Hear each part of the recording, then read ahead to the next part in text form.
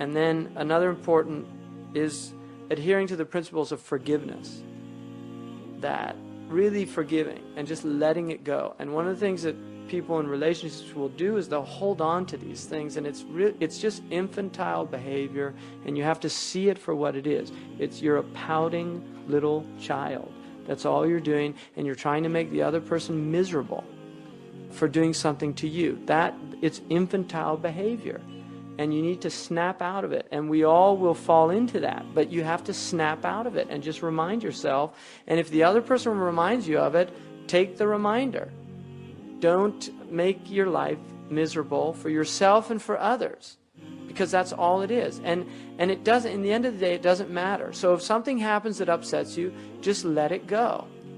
And it will happen. It'll happen many, many times throughout your life. But just let it go. Don't hold on to it. The danger is not that it happens. That's going to happen. It's a given. The danger is that you never learn to overcome the desire to hold on to it. And it becomes also, people derive perverse pleasure in that. So that happens. You get a pleasure in making somebody feel miserable. And one of the things about, they've done studies on cheerfulness and things, and cheerfulness and good nature is very contagious.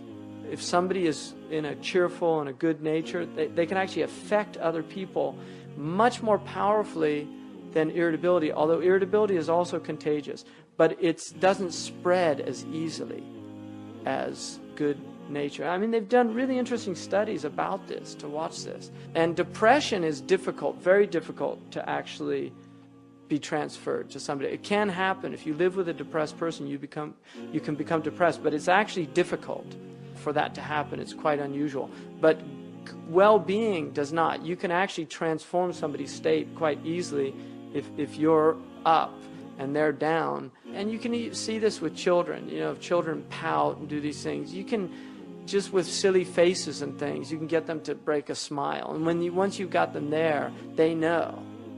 They can't hold on to it. So it's interesting just breaking that infantile desire.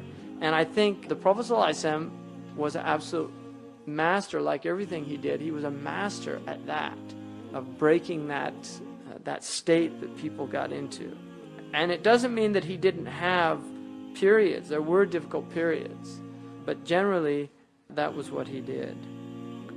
Now, it's important to keep in mind that marital life, due to the constant interaction and to psycho-emotional states that people go through. We go through different psycho-emotional states throughout the day, or the week, or the month. And that there's situations where discontent, displeasure occur, and you can do these things. These are normal occurrences. And even the Prophet ﷺ, Aisha radiallahu anhu, the Prophet ﷺ said to Aisha, I know when you're upset with me. And she said, how do you know that? And he said, because when you're pleased with me, you say, Wa Rabbi Muhammad, by the Lord of Muhammad.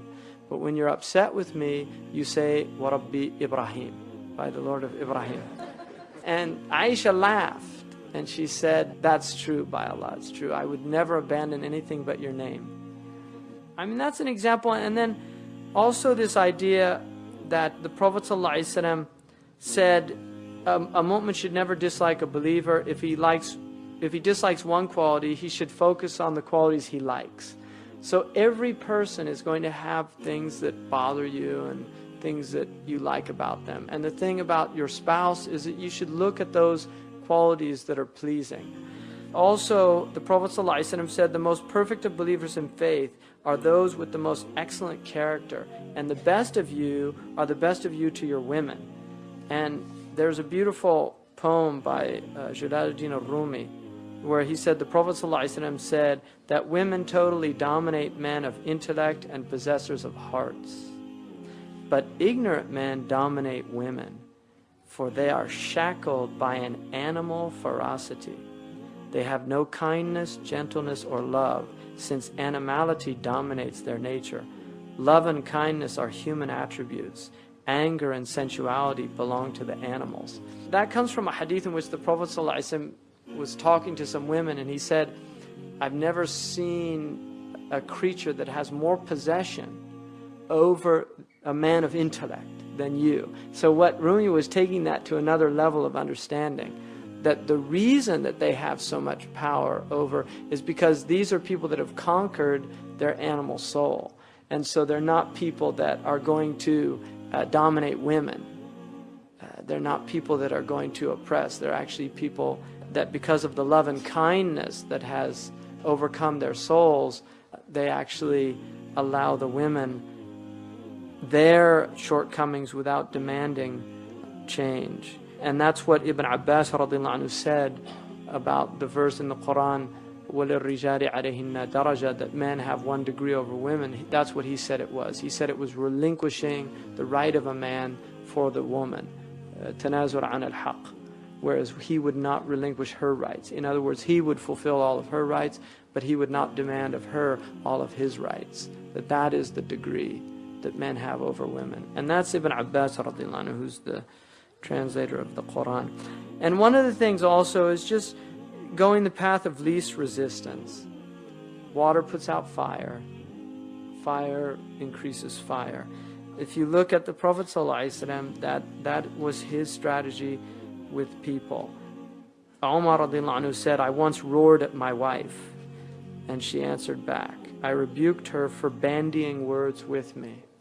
She then said, why should you rebuke me for answering you back? By Allah, the wives of the Prophet dispute with him and even ignore him for a night and a day. So, she was saying, who do you think you are? Basically, that's what it is. He's saying, who do you think you are? The wives of the Prophet ﷺ do this to the Prophet, and he is the best example. So I think in that hadith, there's a real, and he went and indeed found that from Hafsa. He went and asked Hafsa, who was his daughter, do you do that? And he was shocked. But it changed his attitude, and we have when he was Khalifa, the man who came to his house, knocked on the door, and then he heard Omar's wife yelling at him, and he left. And Omar came out and said to him, what happened? He said, nothing. He said, no, you came, knocked on my door, what'd you want? He said, I didn't want anything. And he said, by Allah, tell me what you want. He said, well, I was going to come complain about my wife. but when I heard your wife, I said there was no point in complaining to you. And Umar radiallahu anhu, he said, this is my wife, the mother of my children. She maintains my house, cooks my food. Shouldn't I have patience with her if she gets upset with me? So there's the man who, roared. That's the change that occurred in him. And that's the point. People can change.